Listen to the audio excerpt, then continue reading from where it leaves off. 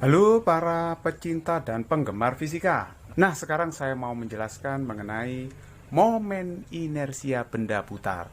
Kali ini yang saya bahas adalah momen inersia silinder pejal yang diputar dengan sumbu putar melalui pusat masanya. Silinder yang diputar dengan sumbu putar melalui pusat masanya. Kok bisa nilainya itu setengah mr kuadrat, di mana m itu adalah massa dari silindernya, r itu adalah jari-jarinya. Nah, ini daripada kita bingung terus, mari sekarang kita buktikan.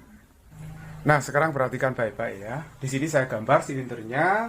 Nah, ini caranya saya ambil cuplikan massa yang sangat kecil. Nah, perhatikan di sini ya. Saya gambar seperti ini, cuplikan massanya. Ini, kalau kita lihat dari atas, luasnya adalah dr kali ds. ds itu sebenarnya adalah cuplikan panjang busur, dr itu adalah cuplikan dari jari-jarinya itu. Jadi dr kali ds merupakan luas kotak kecil ini. Ini kita bisa anggap kotak ya, karena dr ds-nya itu terlalu kecil. Kemudian kalau kita kalikan dengan tingginya, luas kotak kalikan tinggi adalah volume balok. Karena cuplikan balok ini sangat kecil sekali ya, jadi ini bisa kita pandang batang kurus yang sangat kecil.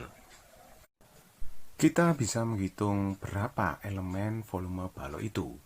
Nah, elemen volume balok ya luas kotak dikalikan dengan tingginya, yaitu sebesar dr kali ds dikalikan dengan tingginya h. Nah, perhatikan baik-baik bahwa yang namanya S itu apa sih? Kan panjang busur itu sama aja dengan sudut cepitan ini dikalikan dengan jari-jari. Jadi theta dikalikan dengan R. Sehingga kalau kita mencari ds-nya itu kan d theta kali R. Sehingga ds-nya bisa saya ganti ini. Jadi dv-nya itu menjadi dr. Ya, ds-nya saya ganti d theta kali R kali H. Jadi kalau begitu ini R kali H dr kali d theta.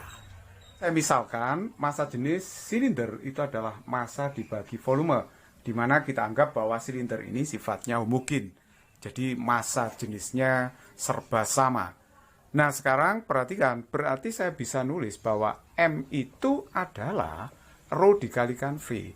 Jadi kalau saya memiliki cuplikan massa sebesar dm, elemen massa sebesar dm, maka di sini volumenya juga saya cuplik sebesar dv. Nah, kita tahu bahwa yang namanya momen inersia, benda yang diputar, ya kalau massanya itu sangat kecil sekali, bisa kita anggap sebagai massa titik atau suatu partikel. Sehingga momennya adalah I sama dengan mr kuadrat, tapi dalam penulisan secara diferensial integral seperti ini ya. Integral R kuadrat kali dm, di mana dm itu cuplikan massa yang berbentuk balok yang berputar terhadap poros putarnya ini ya.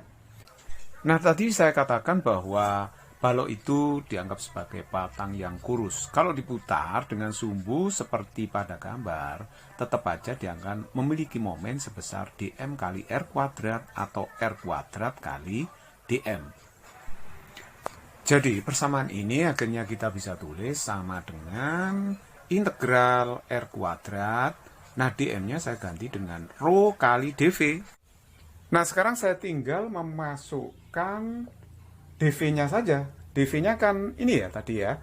Jadi R dikalikan dengan H kalikan dr kali d theta. Seperti itu. Nah, perhatikan baik-baik di sini. Kok ada dua variabel R sama theta? Oleh sebab itu ini integralnya harus rangkap. Jadi integral double R kuadrat rho RH dr kali d theta.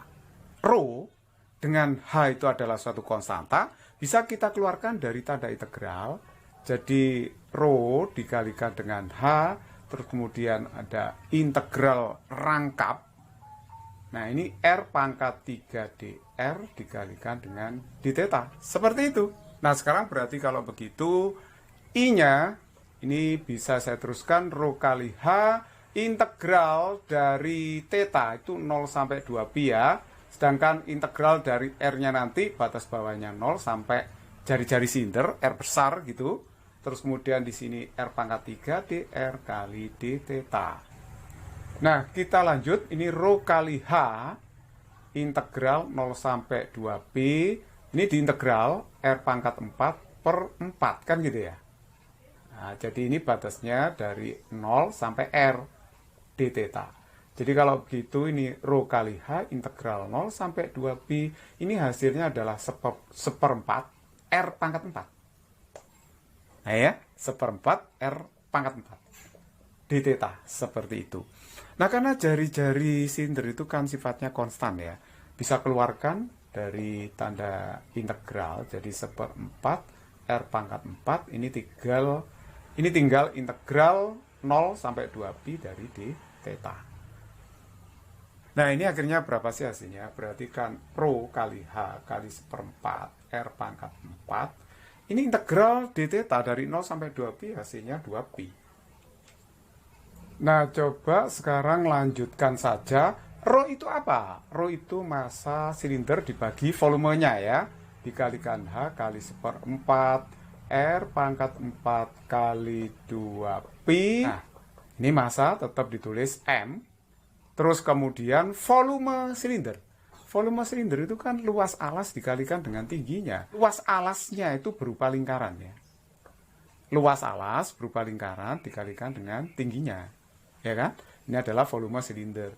Kali H kali seperempat kali R pangkat 4 kali 2pi. Nah kita tinggal mencoret saja. Coba kita coret. Hanya dicoret ya. Berarti 4 sama 2 dicoret, tinggal 2 yang bawah. Jadi kalau begitu, pi-nya juga dicoret ini. Pi-nya dicoret, ya kan? Nah, ini R4 dibagi R pangkat 2, ini juga bisa dicoret ya. Tinggal R kuadrat. Jadi kalau begitu, I-nya itu hasilnya adalah setengah, ya kan? M R kuadrat. Nah, inilah momen inersia silinder yang diputar dengan sumbu melalui pusat massanya. Jadi M itu massa silinder, sedangkan R itu menunjukkan jari-jari silindernya. It's very easy problem, not complicated.